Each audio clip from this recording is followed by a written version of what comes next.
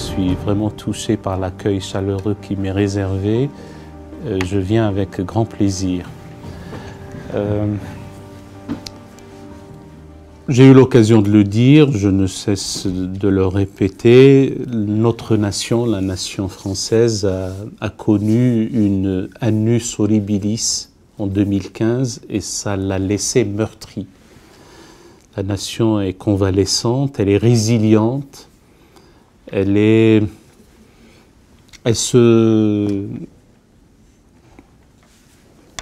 dans une action de guérison. Et nous avons besoin, pour accompagner tout ça, de laisser place à la réflexion raisonnée et froide, dépassionnée, que de laisser place au réflexe passionnel. Et ça me paraît être de la plus haute importance. Et donc l'idée de mettre un peu d'ordre dans le chaos sémantique déjà, c'est un début de cette œuvre de mise en ordre, d'investissement intellectuel dont nous avons vraiment besoin. Il se trouve que des relayeurs d'opinion, des faiseurs d'opinion, des autorités, parfois académiques, journalistiques et autres, utilisent des mots sans qu'on sache à quoi ils renvoient au juste, les uns et les autres. Et ce champ sémantique qui a besoin d'être cerné, compris, maîtrisé, concerne la tradition religieuse islamique, l'islam. On ne sait même pas si l'islam écrit avec grand I ou petit i, il y a déjà là une difficulté. Et puis, ces mots qui, effectivement, leur incompréhension ou même leur impact sont devenus anxiogènes. Pour certains, sont même synonymes d'épouvante.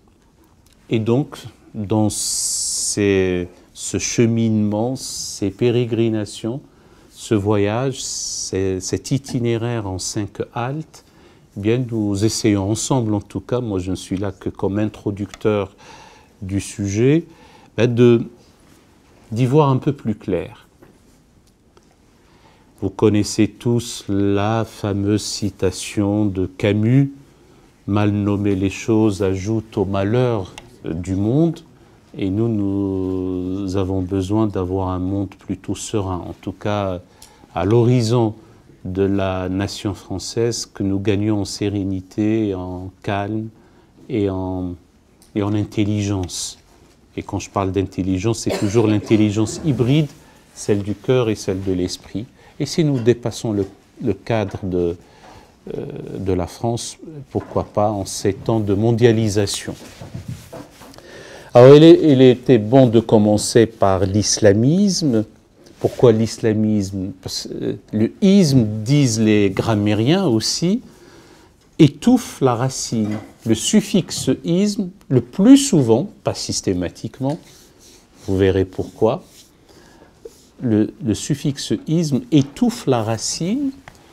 On le voit avec l'écologisme et l'écologie, le marxisme et Marx,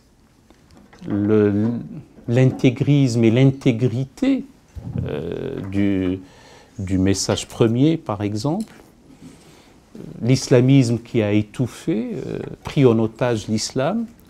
Alors je dis que ce n'est pas systématique parce que je garde ma déférence et mon respect pour le christianisme ou le judaïsme, même si quelque part, et à titre personnel, je préfère l'enseignement christique ou la noblesse de l'évangile, ou encore l'enseignement de la Torah, que quelque chose érigé en isme, donc en système. Mais bon, ça c'est une appréciation personnelle. Alors l'islamisme, étonnamment, c'est un mot assez récent. Quand je dis assez récent, il a fait une apparition au XIXe siècle, pas dans l'acception que nous lui connaissons maintenant, puis il a un peu disparu, tombé en désuétude, et puis il réapparaît. Nous y reviendrons. Donc il est construit sur la racine islam. Donc il faut que nous expliquions aussi qu'est-ce qu'on entend par islam, parce que le mot lui-même aussi, on ne sait même pas à quoi il renvoie. Vous savez, les linguistes distinguent beaucoup de mots avec un trait d'union et on parle d'un mot valise, d'un mot poison, un mot épouvantail, un mot hocher, etc. Et le mot islam fait partie de ces mots valises dans lesquels il y a tout et le contraire de tout parfois. Si nous disons islam, on ne sait plus à quoi ça renvoie. Est-ce que ça renvoie à ce qui se passe dans les banlieues, à ce qui se passe en Indonésie, à cette monstruosité idéologique dénommée Daesh, est-ce que telle ou telle réalité qui reste encore pas très bien définie. Et du coup, une des définitions possibles, la phrase va être alambiquée et longue, c'est une réalité complexe de société humaine travaillée par le fait religieux dans sa coloration monothéiste abrahamique selon la réception de la révélation coranique. Vous voyez bien comment la phrase est longue, elle est alambiquée, on ne va pas la dire tout le temps bien entendu, mais un peu de rigueur intellectuelle nous pousse à dire que de nos jours, le mot renvoie à cette réalité complexe de société humaine travaillée par le fait religieux dans sa coloration monothéiste. Mais comme dans le monothéisme, il y a le monothéisme abrahamique et judéo-islamo-chrétien, donc c'est plutôt la coloration islamique selon la réception ou la compréhension ou l'impact même de la révélation coranique. Ça, c'est déjà un point. Le deuxième point, étonnamment, il n'y a que ce mot qui sous-tend toute une étendue de terre et une diversité de peuples qui vont depuis Jakarta jusqu'à Dakar. On ne dit pas le monde chrétien quand il s'agit d'une étendue de terre allant depuis Vilnius jusqu'à Lisbonne. Et vous verrez pourquoi je prends cet exemple, ou depuis Larnaca jusqu'à Dublin. Bon, on parle de l'Union européenne, et Dieu seul, si je puis dire, c'est la différence qu'il y a entre Vilnius et Lisbonne. Et pourtant, on se retrouve dans une Union européenne et on ne parle pas du christianisme. Ça s'explique. Alors pourquoi voudrait-on essentialiser par le mot islam une diversité de peuples et cette étendue-là qui va depuis, encore une fois, l'Indonésie jusqu'au Sénégal, voire jusqu'au Suriname, parce qu'on oublie que le Suriname fait partie de l'organisation de la coopération islamique. Alors que des antagonismes réels se trouvent dans cette sphère-là, des frictions, une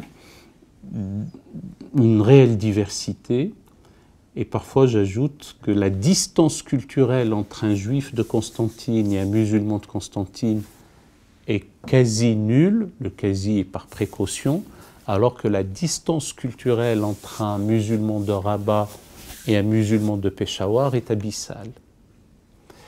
Donc on ne peut pas essentialiser comme ça, par un seul mot, cette réalité complexe, encore une fois. Tout essentialisme est réducteur et toute généralisation est abusive. Il n'y a pas pire insulte pour l'intelligence humaine que de prendre le conjoncturel pour le structurel et de prendre le circonstanciel pour la temporel, à l'apostrophe. Voilà.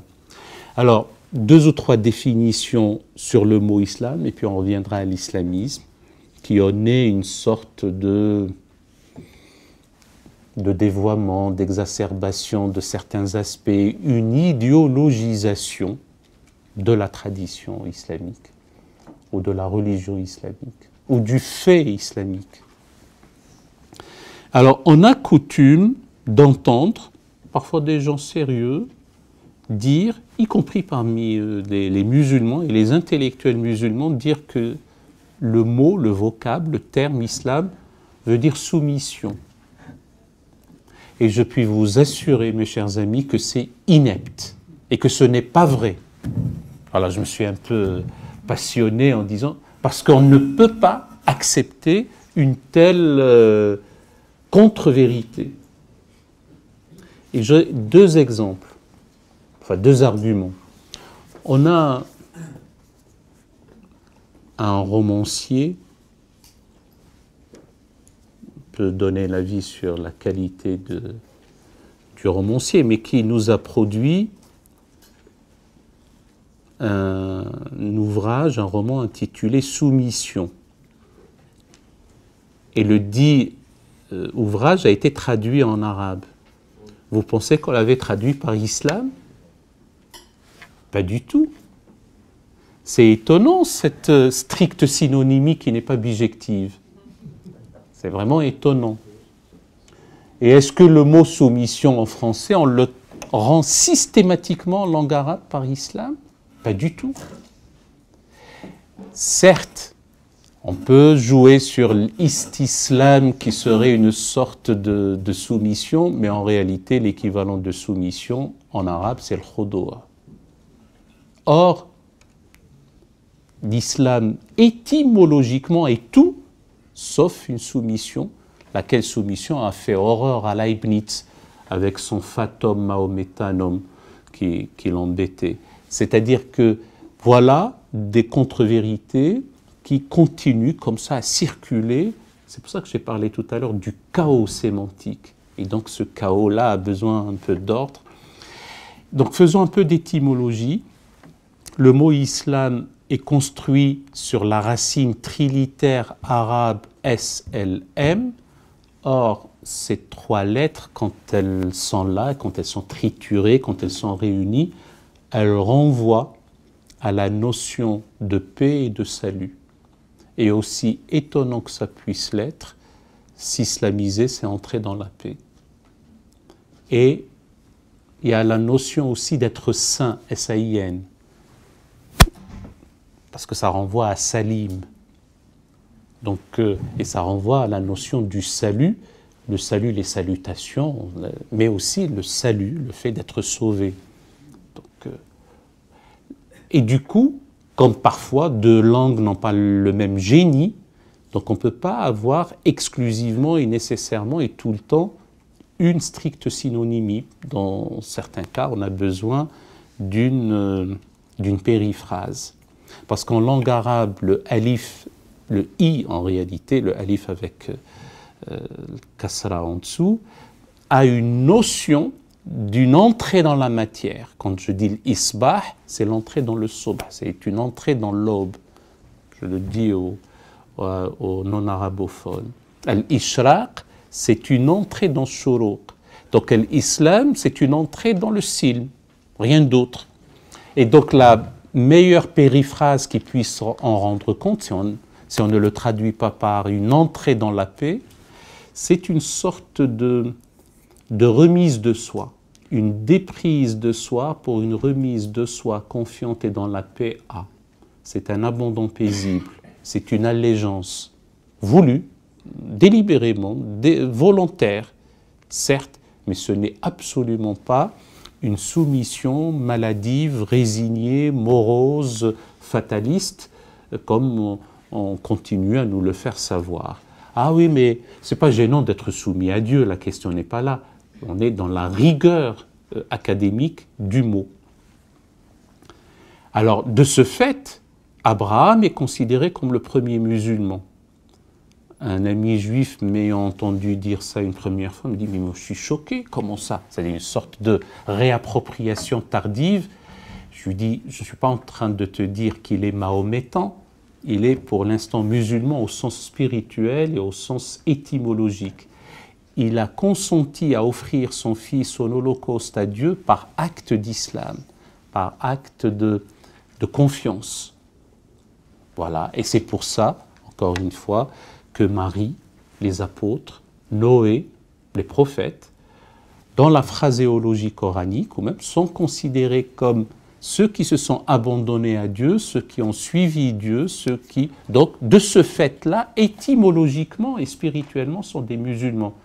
Mais on ne commet pas d'anachronisme en disant que Noé jeûne pendant le mois de Ramadan, suit la prédication mohammedienne, etc. Ça n'a pas de sens, bien entendu.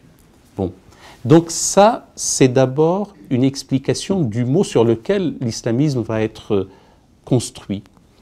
Deuxième difficulté sur le terme islam, sur le vocable islam, c'est que dès la fin du XIXe siècle et après, des éditeurs se sont mis d'accord par convention sur une typographie. On écrit l'islam avec I minuscule et on écrit parfois l'islam avec I majuscule. Et dans l'esprit de beaucoup de ceux qui lisent, il y a une réelle confusion. Alors l'islam écrit avec petit i renvoie au culte, à la religion, à l'édifice cultuel, spirituel même, et à la pratique en tant que telle, à l'univers religieux. Mutatis mutandis, ça renvoie à christianisme. Et islamique, écrit avec grand I, I majuscule, c'est l'ensemble des peuples qui ont embrassé la religion islamique et qui se trouvent sur une ère AIRE, sur une longue ère ERE, géographique, et il constitue par là même l'islam écrit avec grand I, donc la civilisation islamique. C'est un peu, mutatis mutandis, un peu comme la chrétienté. Mais le fait d'utiliser un même mot, parfois on entend, on ne lit pas, et on voit qu'il y a grand I d'un côté ou un petit I de l'autre, ça renvoie aussi à quelques confusions. Peut-être tout à l'heure, lors du débat, nous parlerons aussi de l'adjectif islamique aux musulmans. Alors si je vous dis que l'homme est musulman, mais la religion est islamique, ça ne vous dit pas grand-chose en réalité. Simplement parce que la religion n'est pas douée de raison, n'est pas animée de vie, et l'homme est doué de raison, est animé de vie. Donc, en principe, en langue arabe en tout cas, généralement, on qualifie de musulmans les êtres vivants, l'homme, la femme, les enfants, le peuple, la communauté, la société,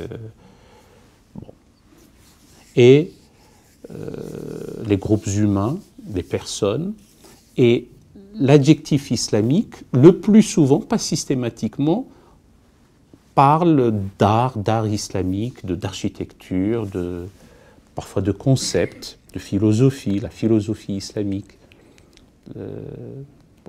d'instituts, etc. Voilà.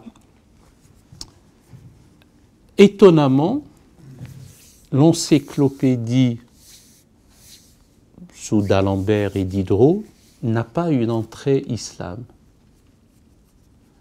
Vous trouvez mahométisme, vous trouvez sarrasin, vous trouvez arabe, vous trouvez Al-Coran, parce qu'on disait Al-Coran comme tzigane, donc pour préciser qu'on prononce le AN. Mais il n'y a pas islam.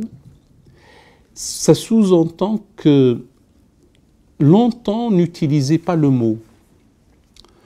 Parfois on dit la religion des Turcs, la religion des morts, la foi des Arabes, et en plus, même le prophète de l'islam avait plusieurs appellations, Mahound,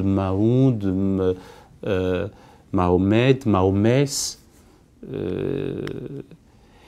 et donc en anglais par exemple, on n'avait pas parlé très tôt d'islam, on parlait de Mohammedan Faith, la foi mohammedienne. Les turqueries de Molière nous rappellent le mahométanisme.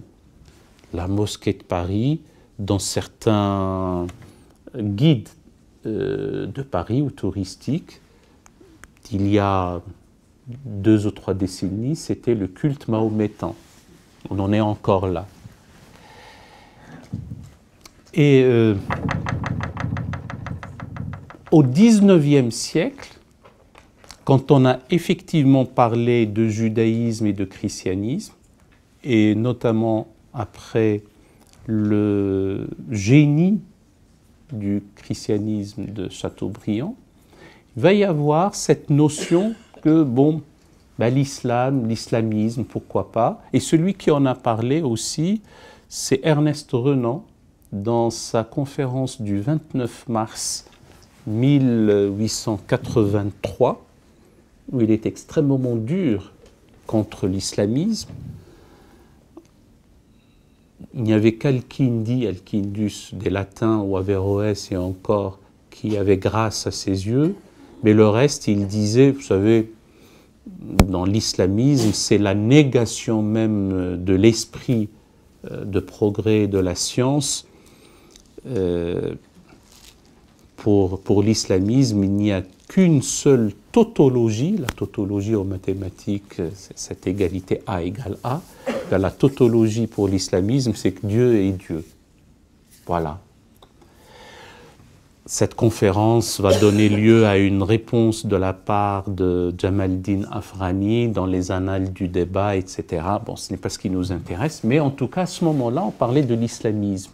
Mais on ne parlait pas de l'islamisme selon l'acception de maintenant. Et là aussi, étonnamment, au tournant du siècle, donc au début du XXe, le isme va disparaître et on va se retrouver avec islam tout court. Et on parle d'Israël, d'islam et d'Inde, où les religions indiennes, même pas hindoues, indiennes d'une manière générale, on parle d'islam et on parle d'Israël, la religion d'Israël. Bon. C'est resté comme ça dans les années 20-30, et puis c'est rentré dans l'esprit et on ne parle plus du culte mahométan, sauf dans ces guides touristiques, et on parle d'islam. Et voilà que à la fin des années 70, et surtout avec l'ouvrage de Bruno Etienne, qui n'est plus de ce monde, c'était l'islamisme radical. Et avec l'islamisme radical, on retrouve donc le isme, ce n'est plus l'islam tout court, et d'ailleurs l'adjectif est construit sur l'islamisme d'un nom islamiste, et non plus musulman, et là, les esprits commencent à s'embrouiller, eu égard à l'inculture générale due à la sécularisation peut-être, ou le fait de ne pas être au courant de toutes ces choses-là, dans l'esprit de beaucoup de nos concitoyens, il y a une confusion entre le musulman, l'islamiste.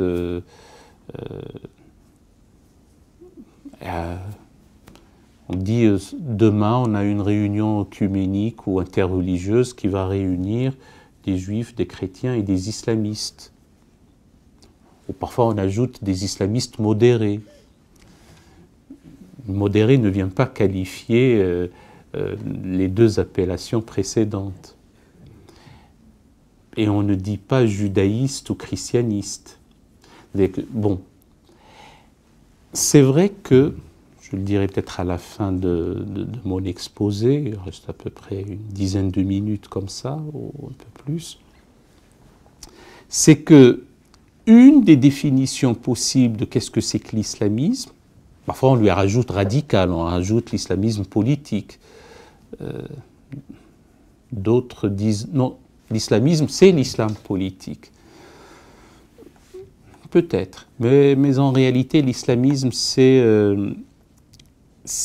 le fait de considérer que la religion islamique, de nos jours surtout, de nos jours, c'est-à-dire on est au XXIe siècle, mais ces pensées-là remontent sur quasiment 70 ans, peut-être même un siècle, que de nos jours, il y a une idéologisation partant de l'idée que la religion islamique est un tout globalisant. il y a une approche totalisante de la vie,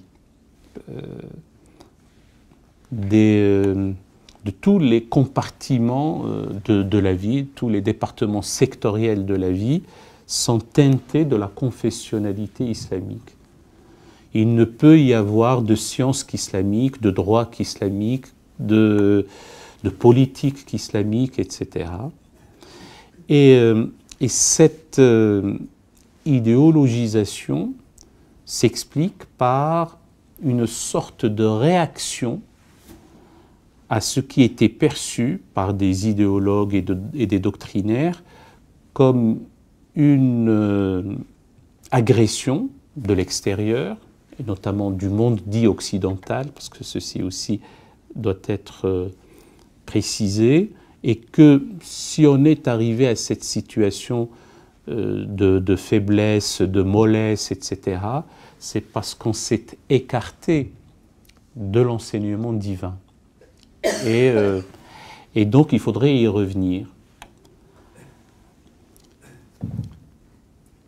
Tout ça est venu dans le sillage. Alors si on remonte un peu, parce que là on n'a malheureusement ni le temps ni la possibilité, quitte à ce qu'on lui consacre une conférence ad hoc, c'est-à-dire que pour des historiens, la question, là, en gras et en italique, la véritable question, ou l'énigme pour les historiens, comment se fait-il qu'une tradition religieuse qui a sous-tendu une civilisation brillante, impériale, et qui a connu un apogée qui aurait culminé peut-être avec Soleiman le Magnifique, puisse comme ça connaître un coup d'arrêt, une stagnation, une décadence et une régression tragique. Et on s'était même rendu compte, aujourd'hui on ne pourra peut-être pas passer en revue les différentes hypothèses et jusqu'à quand remonte le début du déclin, et le choc qu'il y a pu avoir lors de la campagne de Bonaparte, lors de l'expédition de 1798 à 1801, a montré que il y a véritablement quelque chose qui ne va pas, ce qui poussera un certain Rafa Arefat Tahtawi, un homme brillant, un esprit exceptionnel, 1801-1883, et puis qui a été mandaté par le khedive d'Égypte, Mohamed Ali, pour venir un peu, en gros, comme aumônier accompagnant, parce que c'était un azharien, c'est quelqu'un qui était formé à l'université d'Al-Azhar au Caire, et qui a accompagné une délégation de jeunes étudiants pour venir étudier à Paris. Et c'est là où il compose un ouvrage intitulé « Pourquoi sommes-nous arriérés ?» Et puis, de par sa présence à Paris, il écrira un ouvrage traduit en français comme étant « L'or de Paris ». L'appellation arabe, elle était un peu plus longue. Takhlisul Ibris fi Talkhis Iberis. L'appellation arabe, c'est qu'on traduit par l'or de Paris. Lui-même, maîtrisant la langue française, va traduire par exemple Télémaque de Fénélon et d'autres. Donc, suite à cela, il va y avoir une prise de conscience et ça donnera lieu à deux mouvements, pas disjoints, parallèles et même interpénétrés. Un mouvement dit de la Nahda, du renouveau, de la renaissance, de la résurrection, du réveil. Et on aura un autre concomitant qui s'appelle le djadidisme, le mouvement du djadid. Ça, c'est plutôt du côté de Crimée, du côté de la Volga.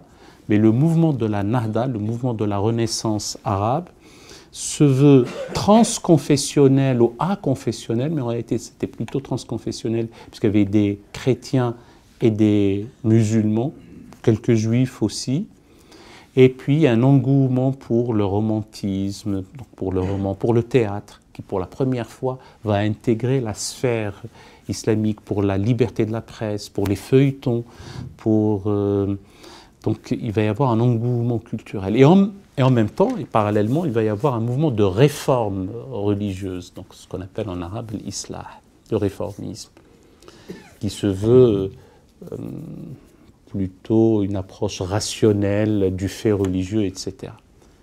Et paradoxalement, c'est là où on a commencé à magnifier, mais on lui consacrera une conférence ad hoc, le salafisme. Le salafisme rationnel, ou moderne, ou contemporain. Mot aussi qui nécessite vraiment d'être bien précisé. Mais d'autres vont dire, et notamment dans le sillage de l'abolition du califat, perçu comme un traumatisme terrible, alors que d'autres s'étaient réjouis, s'étaient félicités, avaient même regretté que cette abolition fût aussi tardive.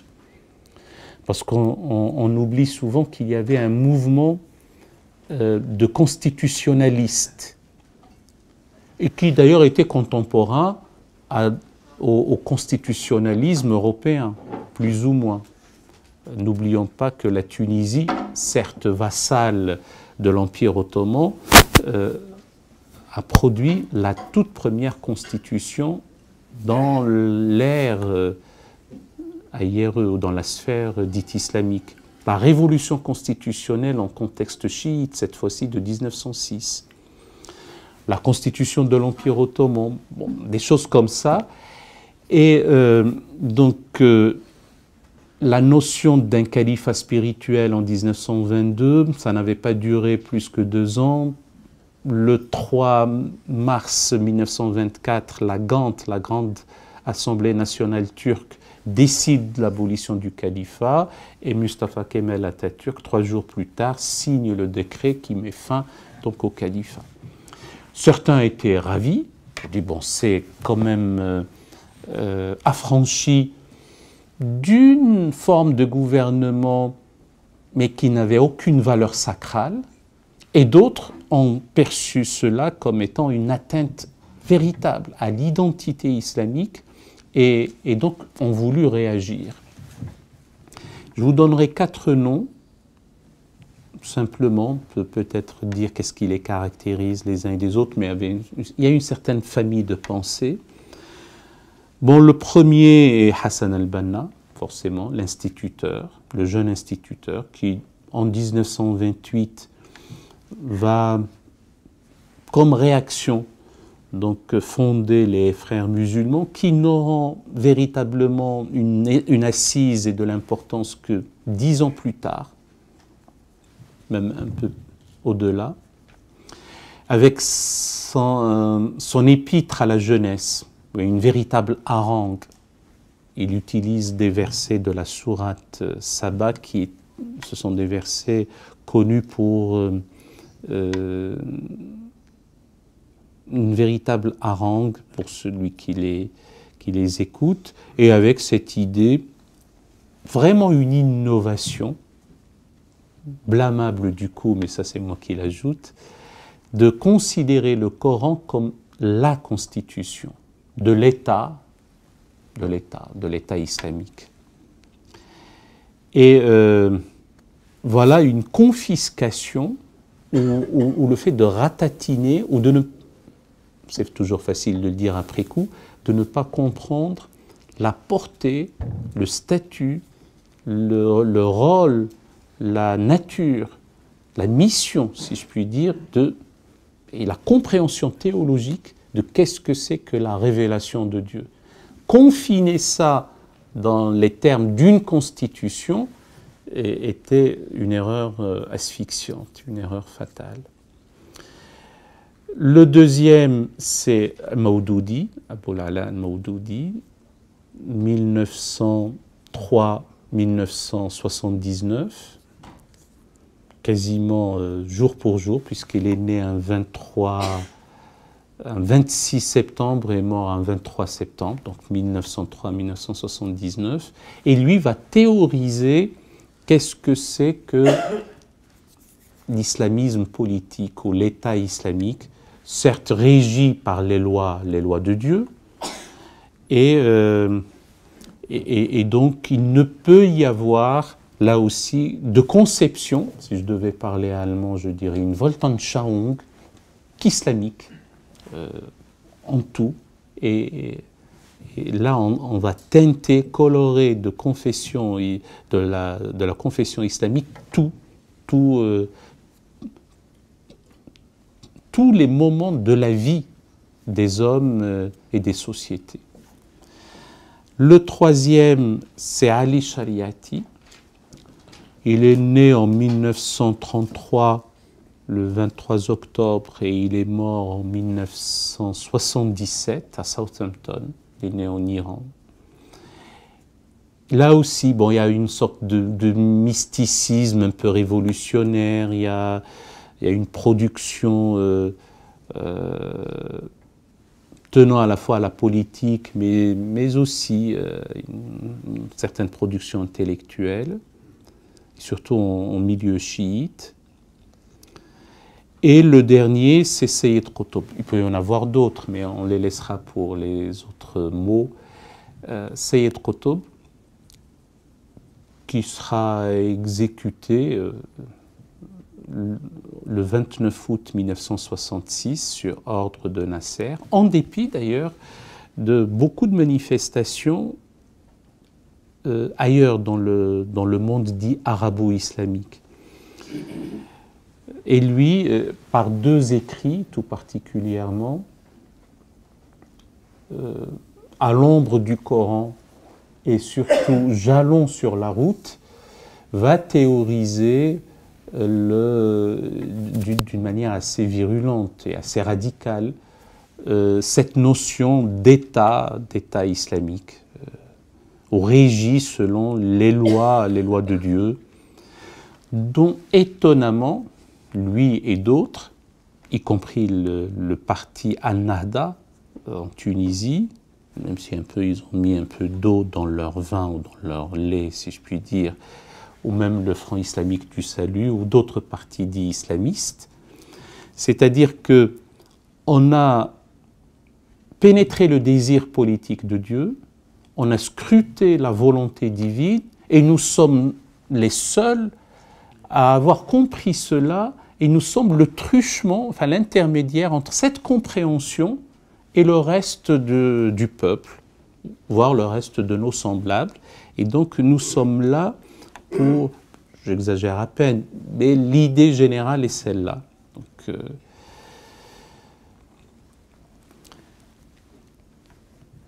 Quelles sont les difficultés maintenant? C'est le fait de dire, appelons au positivisme juridique, c'est-à-dire que le droit doit être une émanation rationnelle des hommes qui s'applique aux hommes pour le bien des hommes.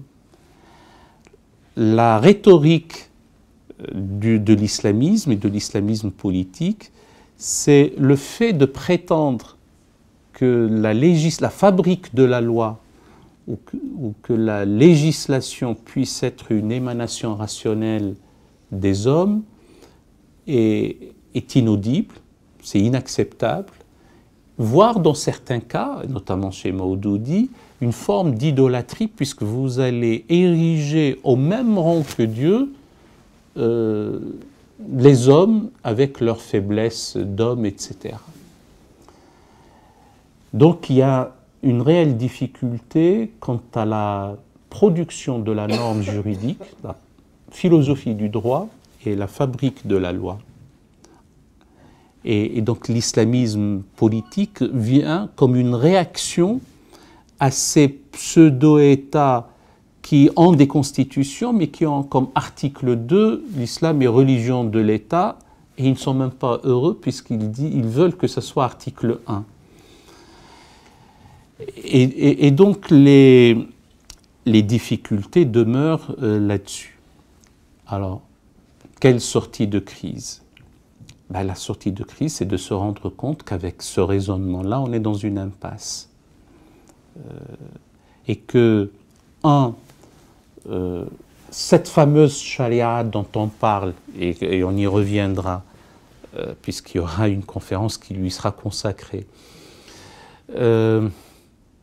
est une élaboration humaine aussi, le mot en tant que tel, je ne vais pas déflorer le sujet, n'apparaît qu'une seule fois dans le Coran, c'est un apax, et pas nécessairement dans le sens d'une loi, c'est le sens d'un ordre et d'une voie. Bien, donc, et le fait d'avoir 4 écoles témoigne que c'est une construction humaine et que le corpus juridique a été élaboré dans le temps. Et on oublie, ce qui est très important, et je finirai avec ça, que Sulayman le Magnifique, que j'ai cité tout à l'heure, était affublé d'autres épithètes. On a parlé de Sulayman l'organisateur, Sulayman le bâtisseur.